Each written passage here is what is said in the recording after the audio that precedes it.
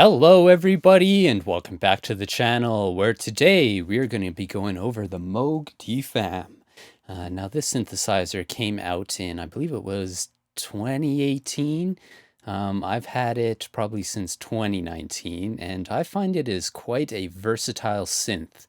Um, Not only is it great for, like, as the name says, drummer from another mother, all the drum sounds, percussion sounds. It's also great for, I find, like bass lines, very nicely sequenced bass lines and little blips and bloops here and there in tracks. I've also used it as a lead kind of ARP instrument. Very, very versatile synth. Now, before we get started, I just want to make sure you guys all click that subscribe button because the more subscribers on my channel, the closer I get to that 1,000 subscriber mark, which is my current goal. So please, please, please make sure you're subscribed, and let's get into it.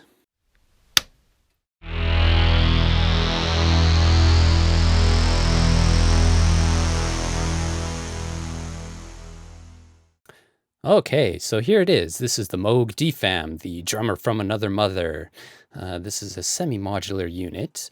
As you can see, it's got all the little patch points here.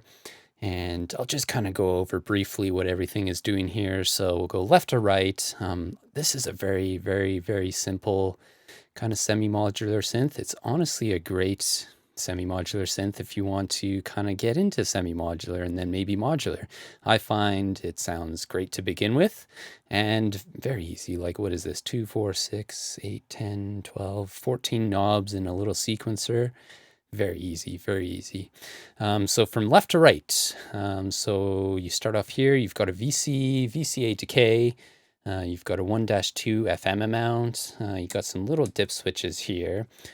So this dip switch here determines if VCO 1 and 2 goes to the sequencer, or if nothing goes to the sequencer, or if just VCO 2 goes to the sequencer. Next button down below, or next dip switch I should say, is the hard sync, so you can sync the oscillators. And then you get into VCO1 amount, VCO1 frequency, and then you get into VCO2 EG amount, and then VCO2 frequency. And then you can select between a square wave or a triangle wave on both oscillators. And then you've got basically a VCO1 level, a VCO2 level, and then a noise/extension level. And then you get into the filter up here. So you've got the option of a high pass or a low pass from 20 hertz to 20 kilohertz. You've got your resonance, and then you've got the VCA EG. So you can kind of have this set as like either a fast EG or a slow EG, as there is no really ADSR on this unit. You get next knob is the volume knob. You get a VCF decay, a VCF EG amount, a noise/VCF mod, and then a VCA decay. And then you get into your sequencer. So the top row of the sequencer knobs is the pitch, and the bottom row is the velocity. And then finally you get into tempo, the run stop, and the advance. So the advance just basically clicks through the sequence. So say if you want to start your sequence at a weird point in your little pattern here, that's where you would have to then click the advance button. And then you get into all your little patch points. Might be kind of hard to see, but there's basically, these are the ins and you've got your outs here. So you have the ability to patch kind of a wide variety of things to a wide variety of things. But how I use this unit is, honestly, I just noodle around on this. My modular CV routing knowledge is not as great as other people's out there, forewarning. So I find with this unit, as this was like the second semi-modular unit I got, I've just kind of been exploring and trying to understand what every little CV connection kind of does. So let's just get a little pattern going of some kind. All right.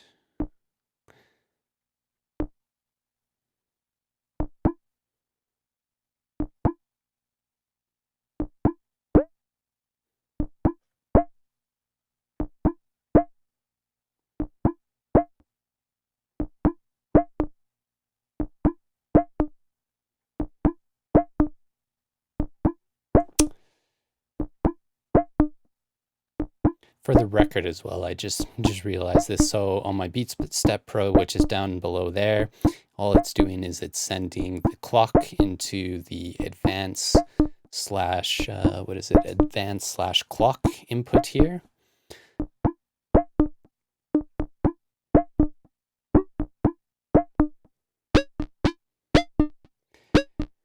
All right, very simple. So that's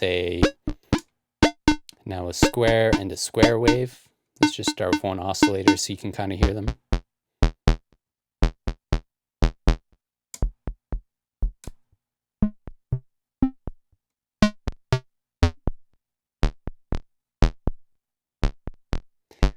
Let's make a little bass line. I tend to make a lot of bass lines on this, so let's make something that's a bass line.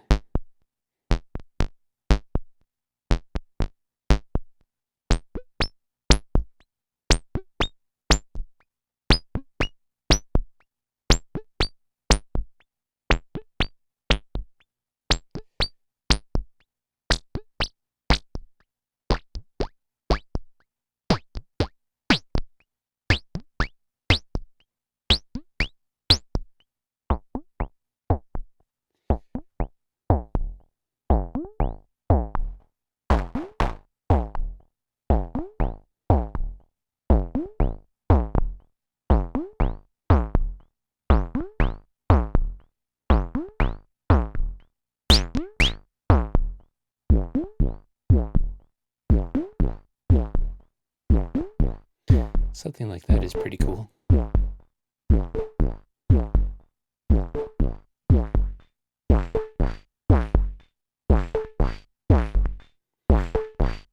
Just like that, just a nice little kind of weird little sequence bass line. Now let's get into some patching. So lots of different ways you can patch this. Now I like to kind of use like the layers of the sequencer as patch points. So let's start off by just patching the pitch into, let's go the VCA decay.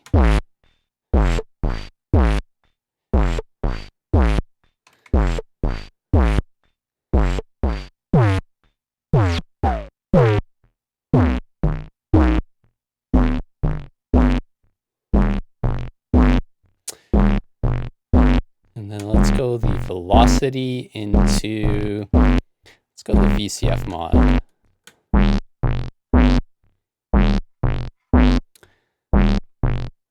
So now when I turn the VCF mod,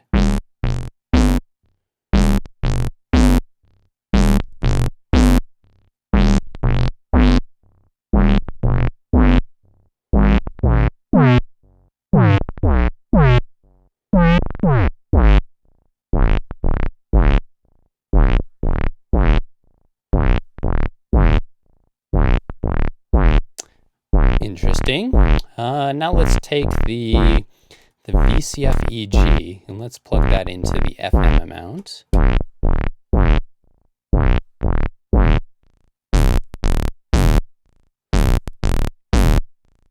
Now that didn't really do too much.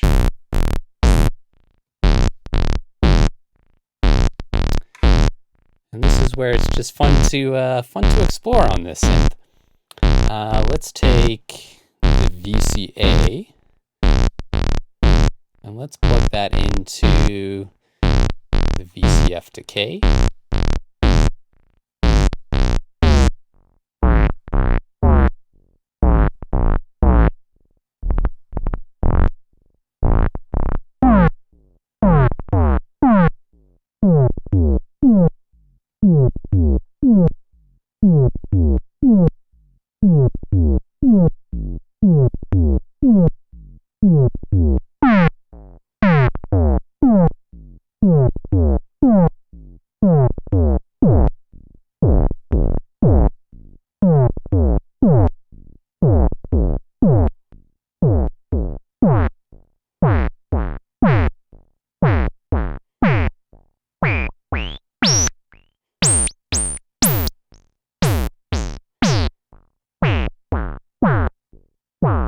Now I could just hear this right now with a kick drum on this.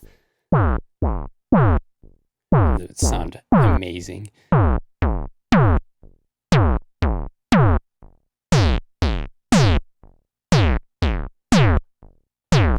Now let's do something a little different. Let's send the VCO2 into the velocity.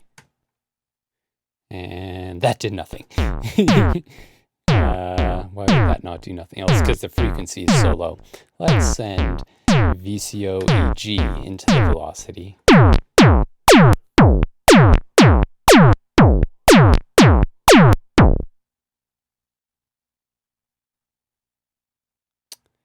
And we lost it for a second there.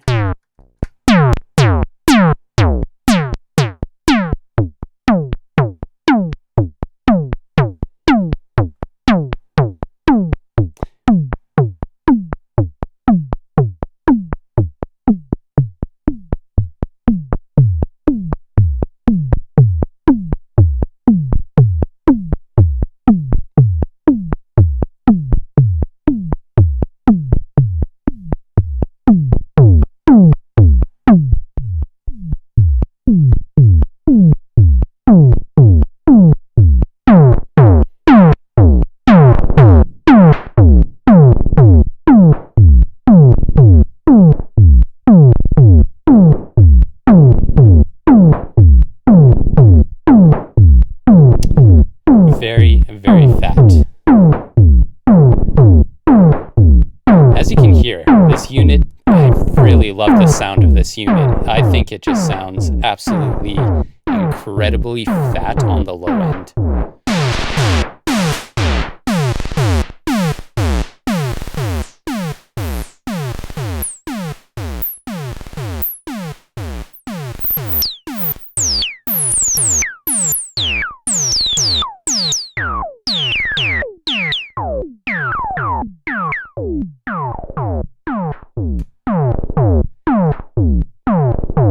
Overall, I think this sounds very Moog.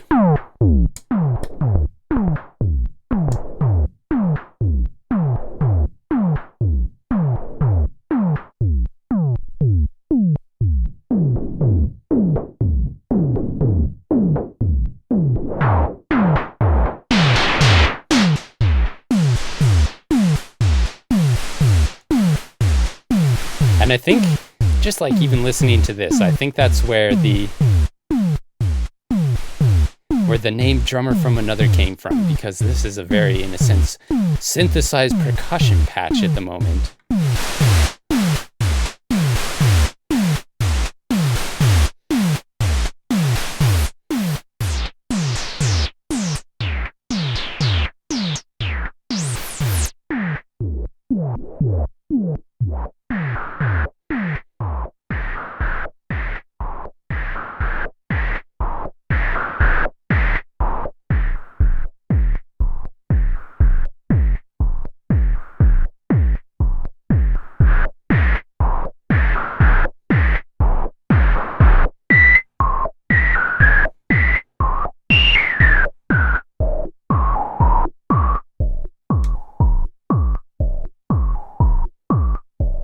And then all of a sudden we're into a weird kick drum pattern of some kind.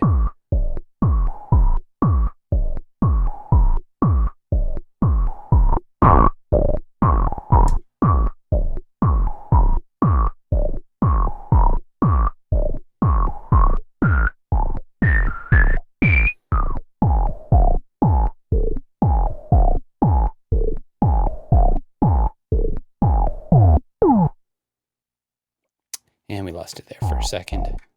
Okay, let's do the VCO2 into the noise level.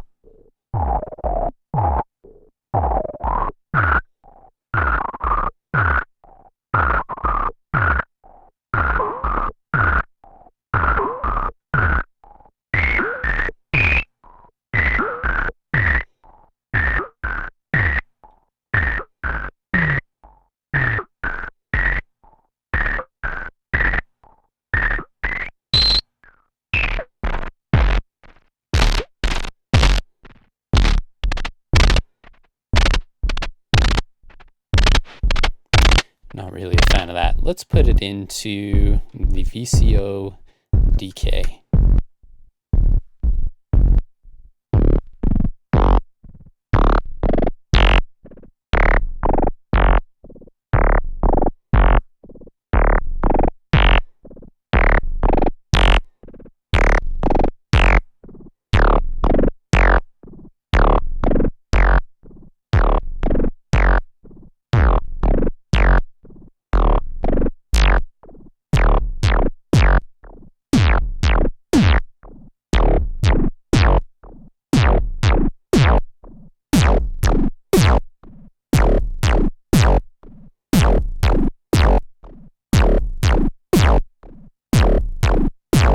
And this is the joy of this synth. It's just like noodling around, playing with all the little knobs until you kind of come across like some sort of genius idea that just sounds so cool.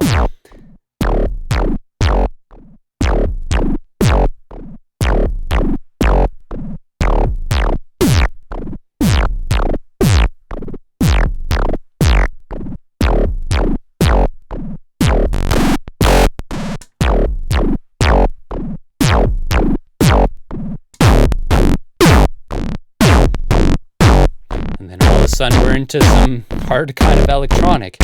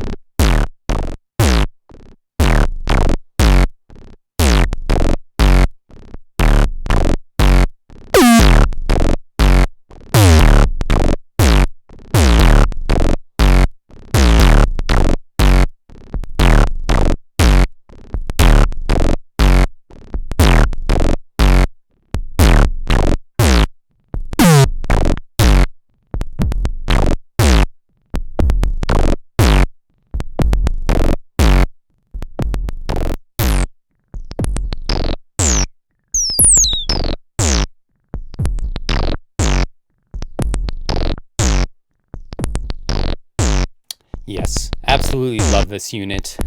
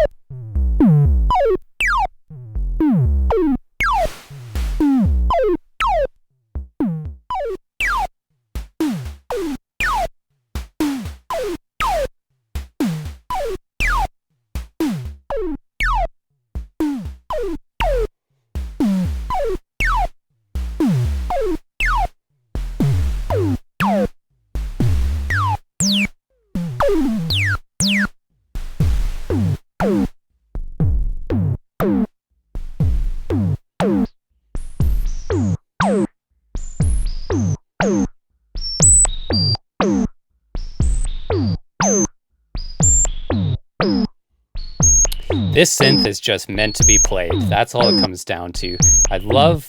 I personally love just free jamming on this.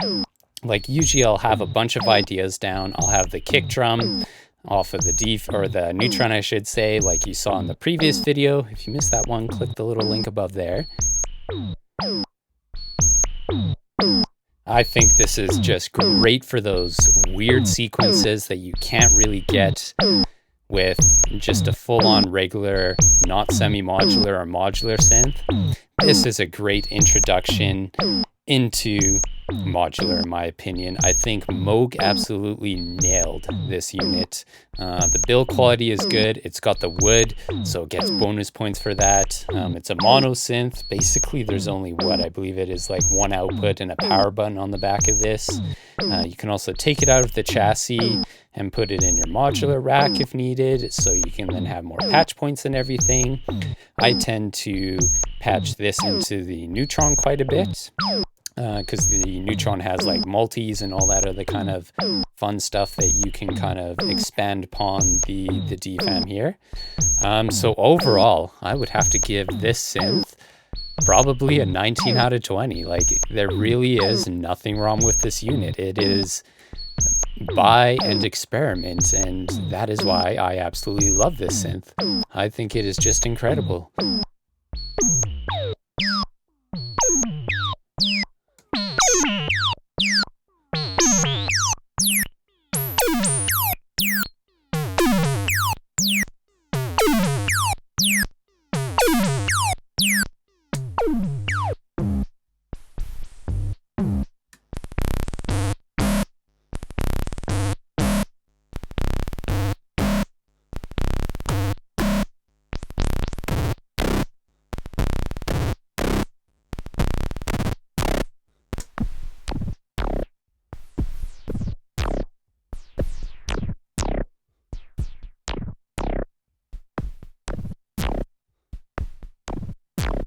Amazing, absolutely amazing.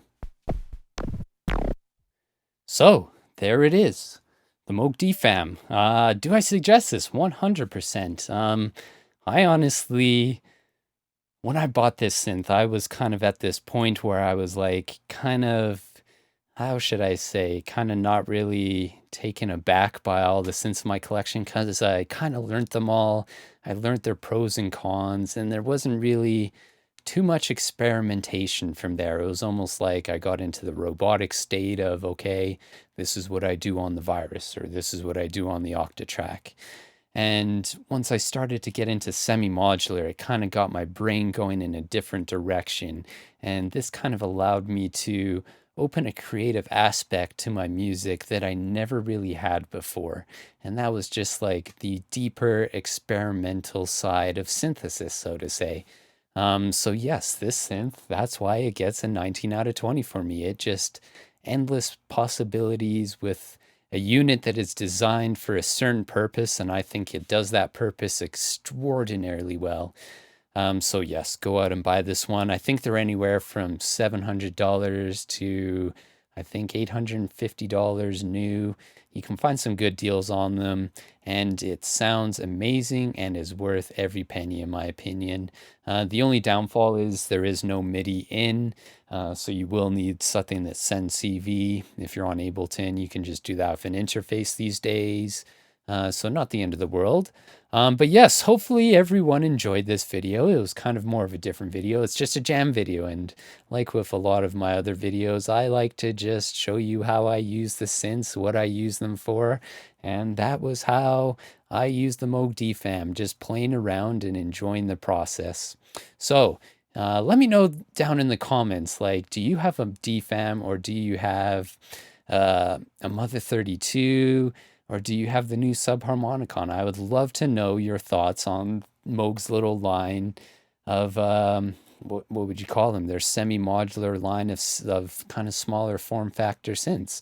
Because I'm kind of curious to know what a Mother 32 can do in my hands, and what the subharmonicon can do in my hands as well. Let me know down in the comments. If you liked this video, give it a thumbs up. And if you didn't already and you enjoyed this content, make sure you hit that subscribe button, because trying to get to that 1,000 subscriber mark, and we're getting closer and closer every day. And thank you very much for everyone who has subscribed. So until next week, where we're going to be going over Erica's synth send delay, I hope you have an awesome week, and I'll catch you in the next one. Bye-bye.